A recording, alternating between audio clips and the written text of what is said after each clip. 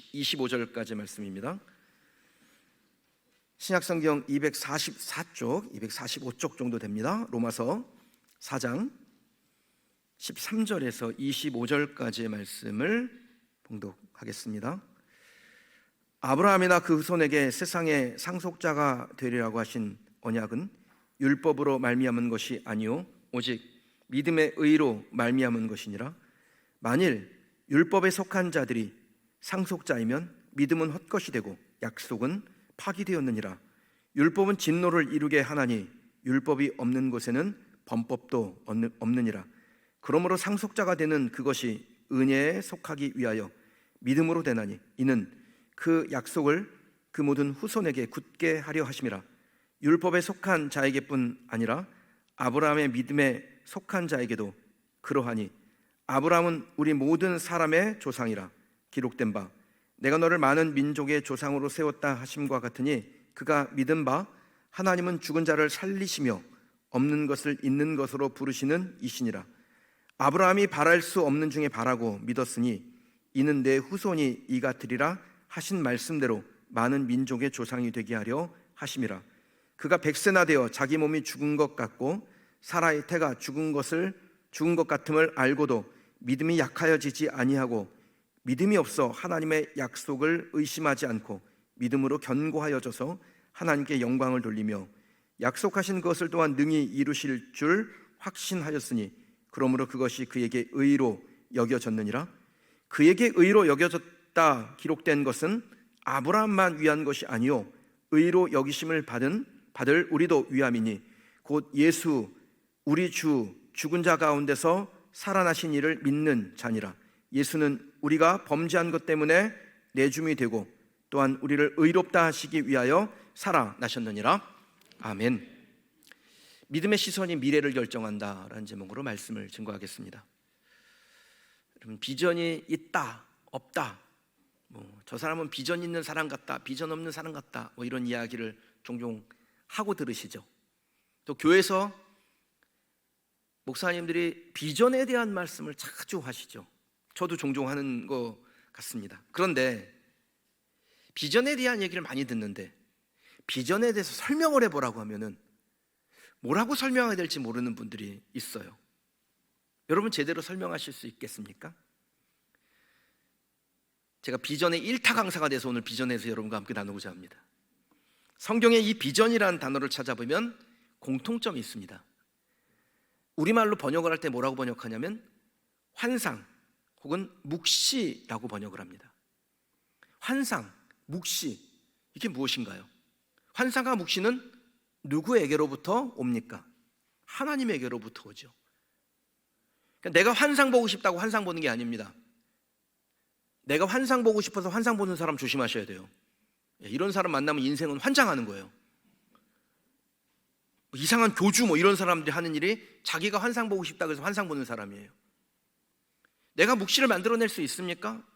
오로지 하나님으로부터만 오는 것이 환상과 묵시입니다. 그러니까 비전은 누구에게로부터 온다라고 할 수 있습니까? 하나님에게로부터 오는 거예요. 그래서 야망이나 욕망이나 바램이나 꿈 이런 것과 비전은 근본적으로 달라요. 간혹 자기가 되고 싶은 것을 비전과 착각하는 사람이 있습니다. 우리가 바라는 것 안에는 무엇이 들어가냐면 우리의 욕망이 들어가거든요. 돈을 많이 벌고 싶은, 유명한 사람이 되고 싶은 그런 욕심이 우리가 바라는 것 안에 들어갑니다. 그래서 자주 야망과 비전을 혼동하기도 하지요. 야망이라는 게 뭡니까? 내 현재 상황에 머물지 않고 계속해서 발전하고 싶어하는 마음을 야망이라고 해요. 그래서 다른 사람에게 피해를 주지 않는다면 야망이 나쁜 건 아닙니다. 그러나 근본적으로 비전과는 다르다라는 겁니다. 비전은 내가 바라는 것이 아니라 하나님이 바라시는 거예요. 그 하나님이 바라는 것이 내게로 와서 나의 바램과 연결되어져서 내 바램이 하나님의 바램과 동일하게 되면 그것을 비전이라고 합니다. 제가 아이들하고 이렇게 자주 얘기를 나누면서 물어보기도 하거든요. 너는 인생의 비전이 뭐야? 그러면 대부분의 아이들이 자기의 직업을 얘기를 해요. 제가 묻습니다. 그 되고 싶은 직업 말고 비전이 뭐야? 그러면 대답을 못해요. 왜냐하면 내가 되고 싶은 것, 즉 야망을 비전으로 알고 살았던 거예요. 비전이라는 것은 내가 원하는 것, 무엇이 될 것인지 그것을 정하고 거기를 향해 가는 것이 아닙니다. 비전은 하나님이 원하는 것, 그것을 위하여 어떻게 살 것인지를 정하여 그 길을 나아가는 것이 비전이에요. 그러니 무엇이 되어도 좋습니다. 우리에게 무슨 일을 맡기시든지 그 일을 하며 하나님이 원하시는 것이 무엇인지를 하나님으로부터 받아서 그 일을 하면, 그리고 그 일을 하다가 죽으면 그 사람은 비전 있게 살다가 비전 있게 죽는 거예요. 저는 저와 여러분들이 비전 있게 살다가 비전 있게 죽는 성도가 되시기를 주님의 이름으로 축원합니다. 오늘 우리가 읽은 본문의 내용 중에 나오는 이 아브라함, 하나님께서 그 아브라함에게 비전을 심으시죠. 18절 말씀 같이 읽겠습니다. 아브라함이 바랄 수 없는 중에 바라고 믿었으니 이는 내 후손이 이가 되리라 하신 말씀대로 많은 민족의 조상이 되게 하려 하심이라. 아멘. 아브라함은 바랄 수 없는 중에 바라고 믿었다라고 말씀합니다. 그러니까 생각할 수 없는 것을 바라고 그것을 믿되 그것이 하나님의 영광으로 연결되게 하는 결정을 내렸다라는 것이죠. 그러니까 비전이라는 것은요, 어디서 시작하냐면 내가 바라보는 것에서 시작해요. 내 야망이 아니라 하나님이 우리에게 보내신 하나님의 계획을 바라보는 것에서부터 비전이 시작이 됩니다. 하나님은 아브라함에게 하늘의 별, 바다의 모래 보여주시며 그 숫자만큼 많은 자손을 가진 열국의 아비가 되라는 비전을 갖게 하셔요.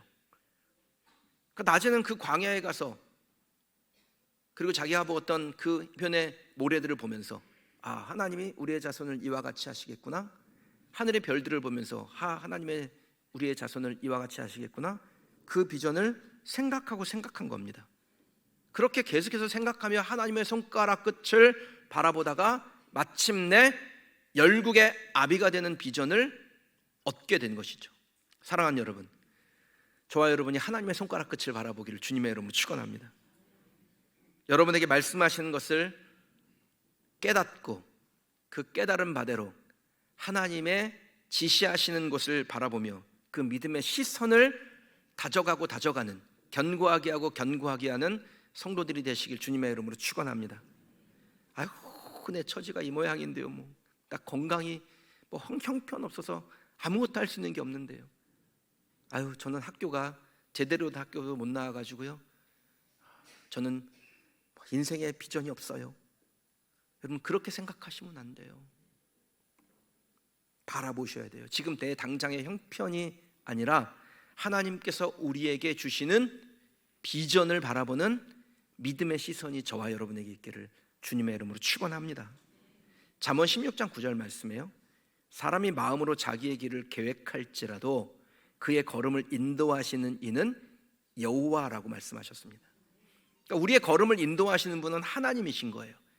우리가 우리의 능력으로 우리의 걸음을 재촉해서 가는 것이 아니라 그 일의 성사는 누구에게 달려 있어요? 하나님께 달려 있다라는 거예요.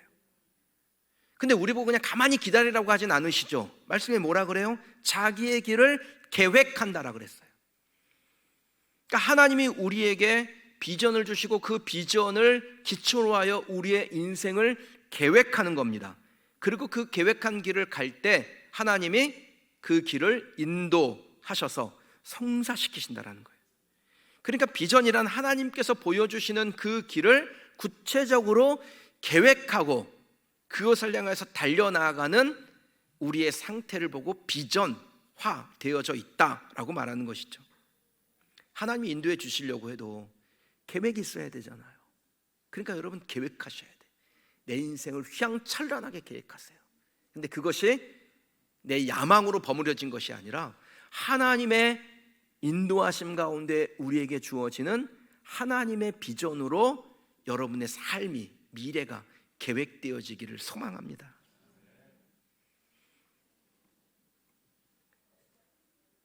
저와 여러분이 하나님을 바라보기를 원합니다. 우리의 인생이 고단하죠. 제가 이렇게 봐도 심각한 질병을 가지고 있거나 경제적인 어려움이 있거나 답답한 환경 가운데 있는 분들이 보여요. 저한테 다 말씀해 주지 않으시고 그냥 속에 안고서 끙끙거리는 분들 여기 많으시겠죠. 여러분, 근데 그렇게 인생이 고단할 때, 원망하고 싶다, 그런 상황이 되었을 때, 여러분, 그때 더 하나님 바라보시길 바랍니다. 그럴 때, 원망할 만한 할 때, 속상할 때, 답답할 때 하나님 보시잖아요. 하나님을 바라보는 믿음의 시선을 굳게 지키잖아요. 그럼 그 사람의 인생이 도드라져 보여요. 하나님께 눈에 더 잘 띕니다. 우리의 삶을 위축시키는 환경이 있다 할지라도 여러분, 주먹을 좀 불끈 쥐고 하나님을 바라보는 믿음의 시선을 가지고 여러분의 아름다운 미래를 꿈꾸며 하나님 기뻐하시는 사람으로 일어나는 우리 성도들이 되시길 주님의 이름으로 축원합니다. 전도서 11장 4절 말씀이에요. 풍세를 살펴보는 자는 파종하지 못할 것이요 구름만 바라보는 자는 거두지 못한다라고 말씀합니다. 그러니까 내게 닥친 그 상황을 주목하잖아요. 그러면 아무것도 하지 못하고 손가락만 빨고 있는 거예요. 그런데 풍세, 바람의 세계를 보지 않고 구름, 비가 올까 봐 걱정하고 두려워하지 않는 그 사람은요, 하나님을 보는 사람은 어떻게 될까요? 고린도후서 9장 10절 11절 말씀인데 같이 읽어보십시다. 심는 자에게 씨와 먹을 양식을 주시는 이가 너희 심을 것을 주사 풍성하게 하시고 너희의 의의 열매를 더하게 하시리니 너희가 모든 일에 넉넉하여 너그럽게 연보를 함은 그들이 우리로 말미암아 하나님께 감사하게 하는 것이라. 아멘.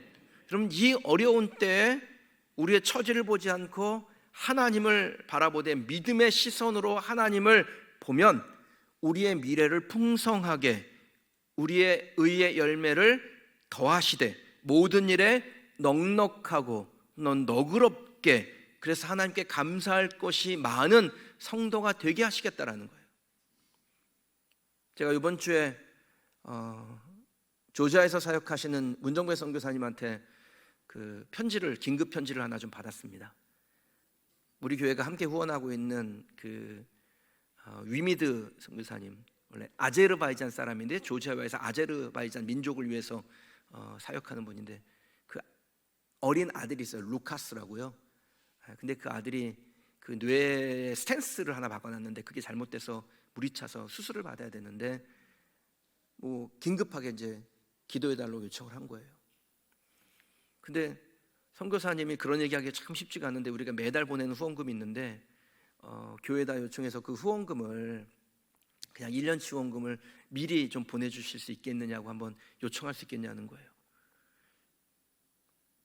그럼 미리 보내주면 사역은 어떻게 합니까?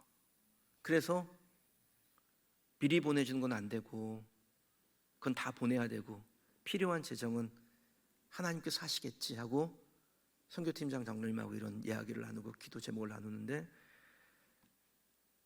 우리 교회에서 책정한 예산이 있고 또 팀장 장로님이 그 예산에 곱하기 1을 해서 함께 보내겠다고. 근데 보니까요, 여러 성도들이 제가 기도 특명팀에다가 이제 이 내용이 올라가니까 성도님들이 몇 분이 또 이 아이를 위해서 헌금을 하시는데 오늘 말씀과 같아요.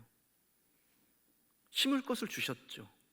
그리고 풍성하게 하시고 의의 열매를 우리에게 더하게 하시고 모든 일에 넉넉하여 너그럽게 헌금하여 그들이 우리로 말미암아 하나님께 감사하게 하는 것. 여러분, 딱 말씀대로 사는 우리 교회 아닌가요? 저는 우리 교회가 이 말씀대로 산다라고 생각하고 교회를 다니는 목사로서 너무나 뿌듯하고 우리 성도들이 자랑스럽고 우리 교회 함께 하신 하나님이 그렇게 좋고 감사의 대상이시며 저의 영광인 줄 저는 그렇게 믿습니다. 저와 여러분들이 늘 하나님 앞에 환경 바라보지 않고 믿음의 시선으로 주님 바라보는 성도가 되시기를 주의 이름으로 축원합니다. 자, 그럼 우리의 미래를 결정하는 믿음의 시선이라는 것이 무엇일까요? 믿음의 시선이라는 것은 모든 상황 가운데서 하나님의 약속을 바라보는 우리의 영적인 눈을 믿음의 시선이라고 합니다. 19절 말씀 같이 읽어볼까요? 그가 100세나 되어 자기 몸이 죽은 것 같고 사라의 태가 죽은 것을 알고도 믿음이 약하여지지 아니하고. 아멘. 아브라함이 100세가 되어서 자기 몸이 죽은 것 같았죠. 사라의 태가 끊긴 것 딱 보면 아는 거 아니에요? 더 이상 생리가 안 나와요. 경수가 멈췄어요. 그런데 그 자기의 환경을 보면서 그 믿음이 약하여지지 아니하였다라고 성경이 말씀합니다. 항상 우리에게 주어진 현실은 만만치가 않아요. 소망이 없어 보여요. 남자 나이 100세면 미래를 꿈꿀 나이가 아니라 과거를 정리할 나이죠. 경수가 끊어진 지 오래됐습니다. 소망이 없어요. 그런데 하나님께서 하늘의 별과 같이 모래와 같이 많은 자손을 너희에게 주겠다라고 하시면서 바라보라라고 하실 때 아브라함이 보았다라는 겁니다. 여러분, 하나님께서 바라보라라고 한 사람이 아브라함 하나겠어요? 수없이 많은 사람에게 바라보라고 하시고 지금 이 자리에 예배드린 저와 여러분에게도 하나님이 바라보라라고 말씀하시는 겁니다. 근데 바라보는 사람이 있기도 하지만 없기도 해요. 제가 여러분에게 하나님 바라보세요 라고 했는데 하나님 바라볼 듯 하다가 환경 바라보는 사람도 있을 수 있습니다. 그런데 어떤 사람은 하나님 바라보십시다, 믿음의 눈으로, 믿음의 시선으로 주님께 향하십시다 라고 할 때 아멘 하시는 분이 있다라는 거예요. 여러분, 아멘 하는 사람이 아브라함처럼 하나님의 약속의 성취자가 될 줄 믿습니다. 아멘 잘 하셔야 돼요. 여러분, 아멘을 크게 하셔야 돼요. 아멘이 믿음이라고 저는 생각해요. 우리가 아멘 할 때 아멘이 뭡니까? 예, 그렇게 되길 원합니다. 하나님 동의하고요, 하나님이 행하실 줄 믿고 하나님 찬양합니다. 이게 아멘 아니에요? 하나님이 어떤 일을 하실지 기대하며 아멘하는 사람에게 하나님이 무슨 일을 하신지 보실까요? 고린도후서 1장 20절이에요. 같이 읽어볼게요. 하나님의 약속은 얼마든지 그리스도 안에서 예가 되니 그런즉 그로 말미암아 우리가 아멘하여 하나님께 영광을 돌리게 되느니라. 아멘. 여러분, 아멘하면 하나님의 영광이 된다라는 거예요. 그럼 하나님의 영광이 되는 거 어렵지가 않아요. 우리가 무슨 대단한 일을 해야 하나님의 영광이 됩니까? 하나님께 영광이 되는 건 아멘만 잘하면 하나님께 영광이라는 거예요. 그게 얼마나 쉬워요. 이 믿음의 시선이라는 것이 얼마나 능력이 있는지 야곱이라는 사람을 통해서 우리가 발견할 수 있습니다. 야곱이 머리가 좋은 사람이죠. 근데 머리 좋은 사람이 자꾸 자기 머리 쓰면요, 하나님께 비전을 받지 않고 머리를 쓰면은 자기 꾀에 넘어갑니다. 그 야곱이 자기 꾀에 넘어갔어요. 그래서 고향에서 쫓겨나서 외삼촌 라반이 있는 밧단 아람으로 이제 쫓겨나서 거기서 20년을 사는데, 야곱도 꾀가 많은 사람이지만 이 라반은 진짜 꾀가 많은 사람이에요. 그러니까 내가 볼 땐 모계혈통 같았어요. 예. 자기의 외삼촌, 엄마의 오빠, 엄청 꾀가 많은 사람이에요. 그래서 야곱하고 막 이제 연봉 계약을 하는데 막 수없이 연봉 계약을 어기는 거예요. 야곱이 참다 못해서 이 라반과 마지막 계약을 맺는데, 자기가 삼촌의 양과 염소를 치되 얼룩얼룩한 거, 점박이 이런 거 나오면 다 내 거, 그다음에 하얗고 깨끗한 거 나오면 다 외삼촌 거, 어때요? 계약을 맺은 겁니다. 근데 여러분 보세요. 양과 염소는 하얀 게 많아요, 점박이가 많아요? 하얀 게 월등히 많습니다. 그리고 하얀 게 월등히 많다는 것은 그 무리 안에서는 하얀 것이 우성인자라는 거예요. 그러니까 점점 뭐가 많아지게 돼 있어요? 우성인자가 많아지고 열성인자는 줄어들게 돼 있죠. 이걸 보고 과학이라고 그래요. 그런데 이 야곱이 과학적이지 않은 계약을 맺었어요. 그리고 하나님을 바라봅니다. 하나님이 나에게 베델에서 약속하신 것이 있는데, 나를 지키시고 보호하시고 인도하시고 이 땅으로 돌이키신다고 약속하신 것이 있는데, 그리고선 하나님을 바라보고 이 양들과 염소를 치는데 어떻게 할까 하다가 꾀를 냅니다. 냇가에 가서 양과 염소에 이제 물을 먹이는데요, 신풍나무, 살구나무, 버드나무 가지를 딱 꺾어가지고 껍질을 싹 빼가지고 여기다 꽂아둬요. 그럼 이게 이제 시간이 지나면 갈변을 하거든요. 얼룩얼룩해지죠. 그리고 이 양들이 와가지고 그 얼룩얼룩한 걸 보면서 물을 먹다가 서로 눈이 맞아가지고 고민을 하면 얼룩얼룩한 것이 나올 것이다, 막 이런 아주 비과학적인 방법을 씁니다. 여러분, 우리가 다 고등학교 때 배웠잖아요. 멘델의 유전 법칙. 안 되는 거예요. 점점 하얀 것이 많아져야지 되는 것이 정상인데 야곱의 경우는 달랐습니다. 왜 그렇습니까?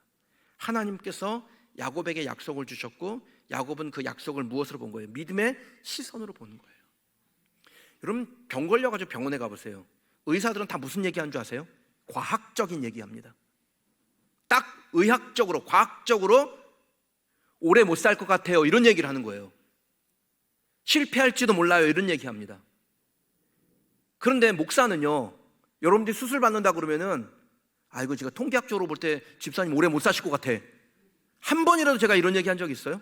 저는 과학적인 얘기를 안 합니다. 무슨 얘기를 하냐면 믿음의 시선으로 여러분을 보는 거예요. 그리고 하나님이 하실 일을 기대합니다. 그리고 아멘한 여러분은 그대로 되는 줄 믿습니다.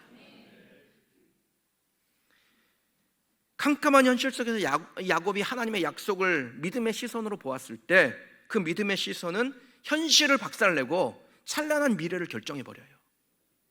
저는 우리 교회에 제가 밖에 나갔다 이렇게 주차하러 들어올 때마다, 우리 교회 건물을 볼 때마다, 우리 교회 성도들을 만날 때마다, 우리 교회 사역을 실행하고 또 그 결과들을 볼 때마다 야, 하나님 진짜 대단하신 하나님이시다라는 생각을 합니다. 하나님이 현실을 뛰어넘는구나. 사람들이 대충 예상하는 그 계획을 뛰어넘는 하나님이시구나라는 생각을 해요. 여러분 우리 교회 이 부지를 얻을 때 교회 개척하고 2년 9개월 되던 해입니다. 그 부지를 얻을 때 교회 통장에 한 4,800 몇십만 원 있었어요. 근데 이 땅을 우리가 받겠다고 결정을 한 겁니다. 45억 8,600만 원이에요. 통장에 4,800만 원 있는데 그 두 분 장로님이 먼저 헌금하셨어요. 그리고 저도 교회 이제 전세 사택으로 얻어준 전세 빼가지고 이제 넣고 저희 어머님한테 2억을 빌려왔어요. 그래서 간신히 계약금 만들었습니다.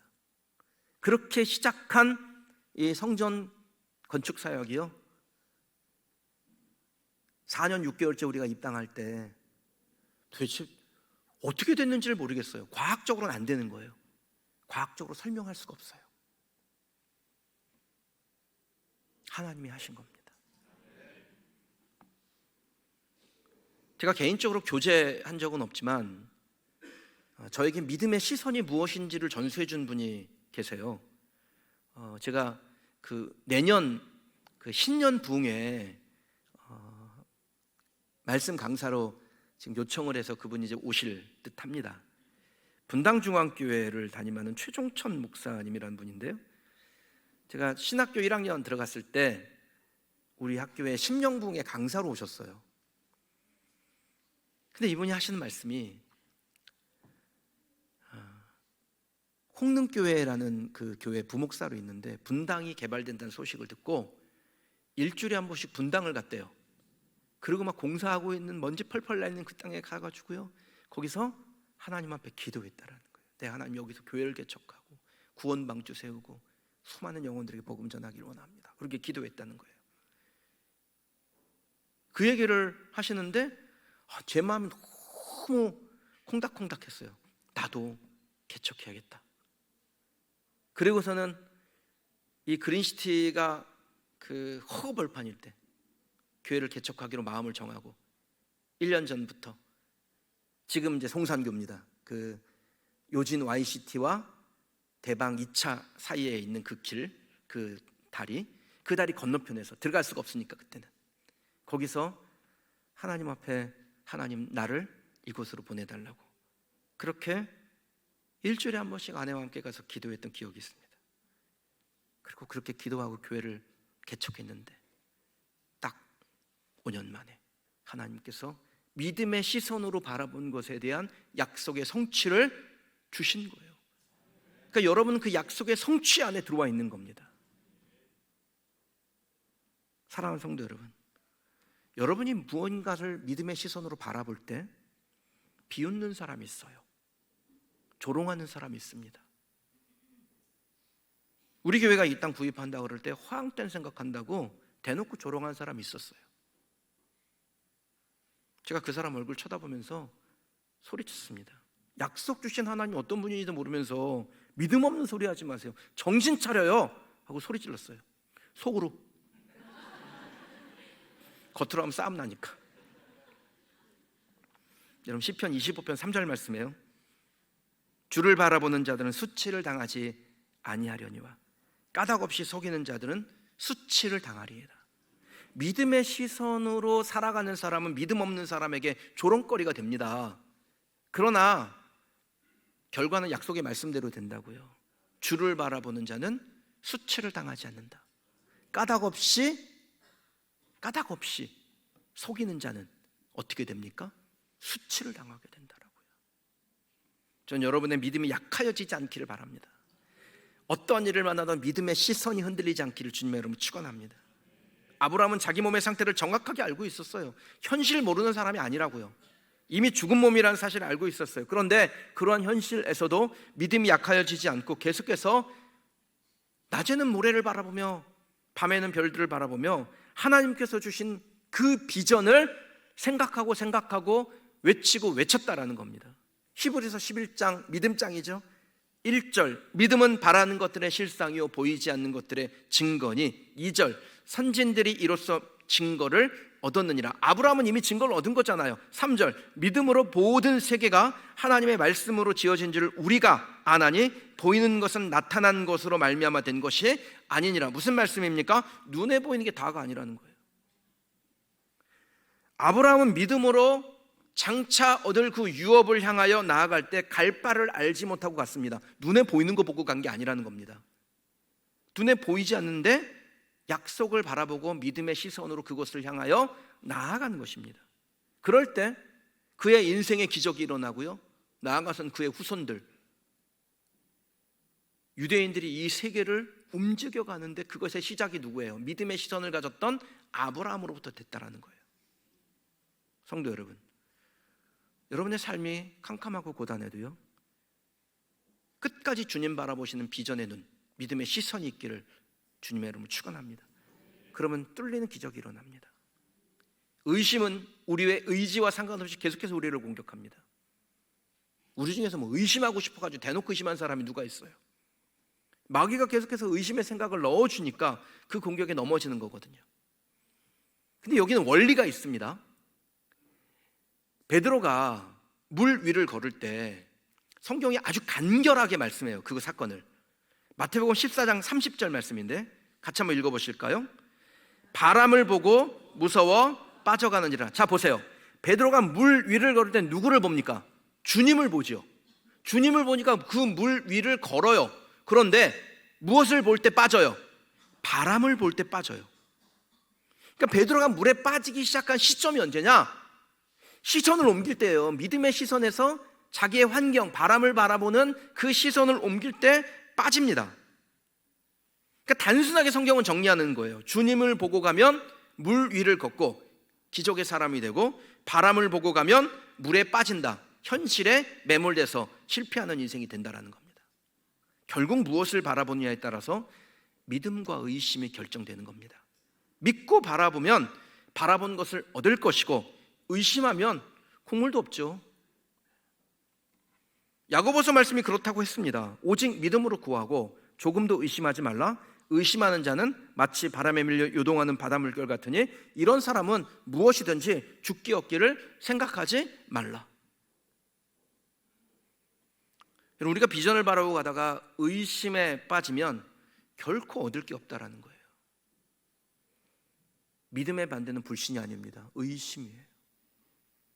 비전을 향하여 바라보고 그 믿음의 시선을 가다가 의심이 생기잖아요. 그동안 쌓은 게 헛수고가 되는 수가 있어요. 아브라함 보세요. 아브라함도 의심 안 했던 건 아니에요. 순간 의심이 있었어요. 그 의심이 무슨 결과를 만들어냅니까? 지금 팔레스틴 땅에서, 이스라엘 땅에서 일어나는 일들, 그 저지경이 어떻게 된 거냐? 아브라함이 순간적으로 의심했기 때문에 일어난 결과예요. 자, 그러면 의심이 생길 때는 어떻게 하면 됩니까?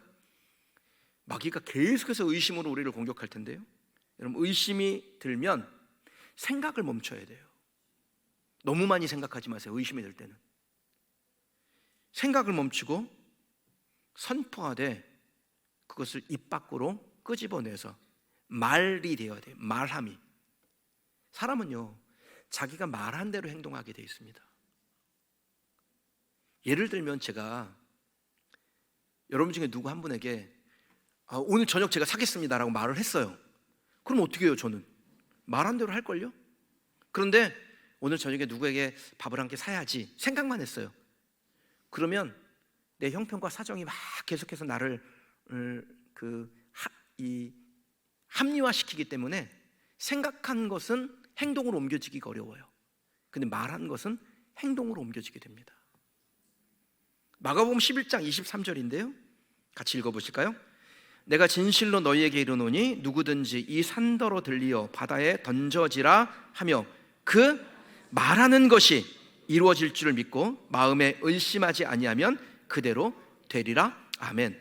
산을 들어 바다에 던져지라 라고 어떻게 하면요, 말을 하면 어떻게 됩니까? 그 말하는 것이 그대로 되리라. 그러니까 말하고 의심하지 않는 거예요. 그걸 선포라고 해요. 이게 그렇게 중요해요. 여러분, 우리 교회가 여기에 있는 중요한 이유는 이름 때문입니다. 여러분들이 이 그린시티에 이사 오기 전에, 그린시티를 알기도 전에 우리 교회는 그린시티 교회였어요. 아무도 살지 않고 갈대만 있고 고라니들이 살 때, 그때도 우리 교회는 그린시티 교회였어요. 여러분들이 모함이라도 세영, 휴먼빌, 이지더원, 요진 YCT, 대방 2차, 대방 5차, 대방 6차, 대방 3차, 대방 1차, 금강 펜테리움, 반도 유보라, 계약하기도 전에 우리 교회는 그린시티였어요. 이게 얼마나 믿음의 선포입니까? 안산에 상가 빌려서 교회하는 주제에 그린시티를 영적으로 석권하겠다라고 믿고 교회 이름을 그렇게 정했다라는 것이 얼마나 믿음의 선포예요. 그러니까 여러분은 괜찮은 목사와 함께 신앙생활하는 거라니까. 내가 이 정도 믿음의 선포를 한다고요. 여러분 아들이 나중에 큰 기업의 회장님 되길 원합니까? 이렇게 속으로 아멘을 하고 그래. 여러분 아들이 나중에 큰 기업의 회장님 되길 원해요? 그럼 지금부터 회장님이라고 부르세요. 박 회장님 이렇게 부르세요.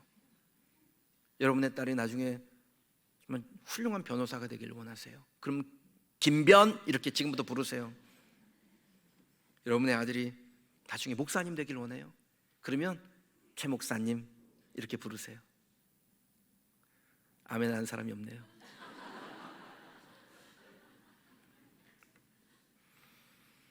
아브라함도 순간은 의심했지만 내 아내 사라가 내게 아들을 낳으리니 너는 그 이름을 이삭이라 하라.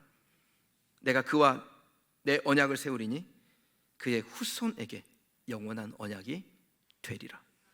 아브라함이 약속의 말씀을 그래도 끝까지 붙들고 주님을 바라보고 견고한 믿음을 만들어 갔기 때문에 이스라엘 민족이 제사장 민족으로 쓰임받게 되고 그들을 통하여 복음이 증거되어지고 저와 여러분도 믿음의 후손, 그 아브라함의 믿음으로 말미암는 의의 열매가 된 줄 믿습니다. 결국 믿음의 시선을 가진 사람만이 모든 상황을 돌파하고 하나님께 영광을 돌리게 된다는 거예요. 20절 말씀 같이 읽어볼게요. 믿음이 없어 하나님의 약속을 의심하지 않고 믿음으로 견고하여져서 하나님께 영광을 돌리며. 아멘. 아브라함의 믿음이 점점 더 견고하여져서 마침내 하나님께 영광을 돌렸다라고 말씀해요. 그러니까 우리가 바랄 수 없는 중에 바라고 끝까지 의심하지 않고 의심이 들 때마다 생각을 멈추고 하나님 앞에 믿음의 선포를 하며 나아가면 우리의 바라는 것은 어떻게 돼요? 실상이 되는 것입니다. 근데 이 성공이 누구의 거예요? 누구로부터 왔어요? 하나님께로부터 오는 것이잖아요. 그러니까 우리의 믿음의 시선이 만드는 결과는 하나님께 영광이 되어야 합니다. 하나님께 영광을 돌린다는 게 뭡니까? 하나님의 기쁨이 되는 거예요. 그러니까 우리가 무슨 성과를 이뤘는데 그게 나의 기쁨에서 멈췄다, 그럼 그건 하나님의 영광을 가로챈 것입니다. 우리는 존재 자체가 하나님의 영광이에요. 그렇게 만들었어요. 우리를 하나님의 영광이 되도록 창조하셨다고 했습니다. 그래서 우리의 결정이 하나님의 영광과 연결되면 하나님은 그 사람을 세계적인 사람으로 만들어 가세요. 그렇게 하나님의 영광을 위하여 살기로 결정했고 용기를 냈고 하나님의 영광을 세상에 드러냈더니 세계적으로 유명하게 만들어 주신 그 하나님의 사건, 그 사람이 있습니다. 제가 영상을 하나 보여드릴 건데 영상 한번.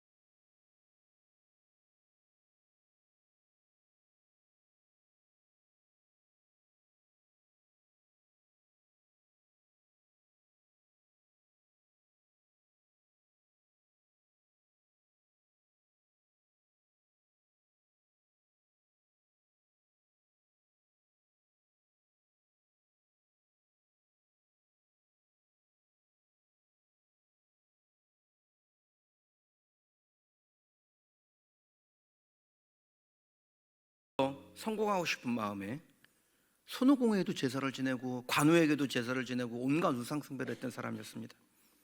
그렇게 살아가던 그에게 오랜 친구가 복음을 전했고 그렇게 예수 그리스도를 자신의 주님으로 온전히 영접하게 됩니다. 그 이후에 어떤 상황에서도 어떤 기회를 받든지 복음을 증거하고 하나님의 영광이 되기를 원했습니다. 그에게 대만에서 가장 큰 영화제, 가장 큰 상이 수여되었을 때 그는 그곳에서 사람들은 의식하지 않고 하나님의 영광을 위해서 주기도문을 암송했습니다. 그리고 그 사건은요, 그를 대만에서 가장 유명한 배우에서 세계적으로 유명한 그리스도인으로 바꾼 거예요. 저는 이 사건이 있기 전까지 이천주라는 사람이 있는 줄도 몰랐어요.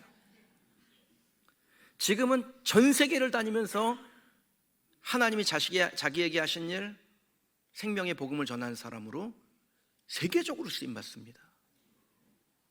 사랑하는 성도 여러분, 우리가 믿음의 시선을 가지고 범사에 하나님께 영광이 되기 위하여 살면요, 하나님은 우리를 하나님의 영광에 참여하게 하시기 위해서 우리를 위하여 살아갔어요. 더욱 존귀하게 우리를 사용하여 주십니다.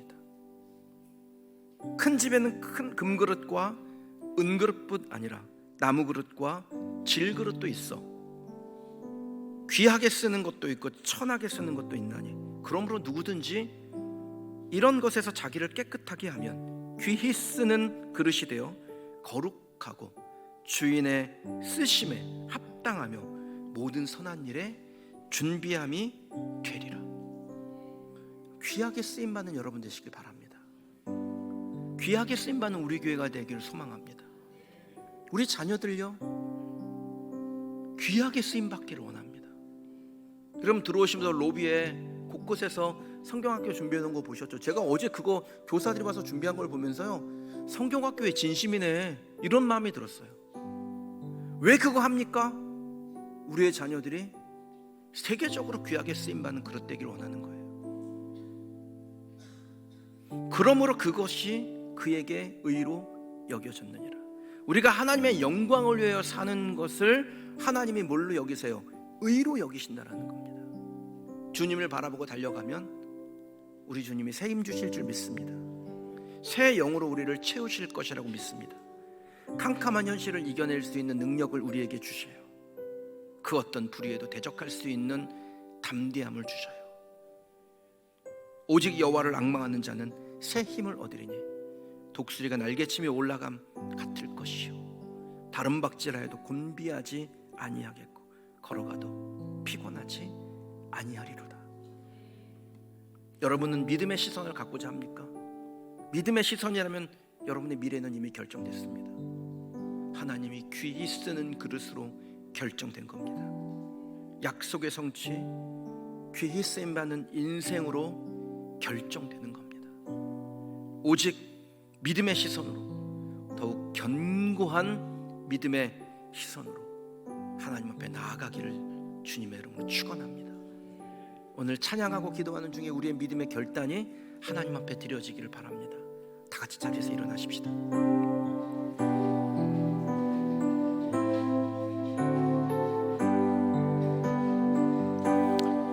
우리에게 주어진 상황, 그것이 무엇이든 우리의 시선은 주어진 상황에 있지 않고 우리에게 능력을 주시는 하나님께로 가며 그 하나님이 공급하시는 새 힘과 새 영으로 하나님의 영광이 되기를 소원하십시다.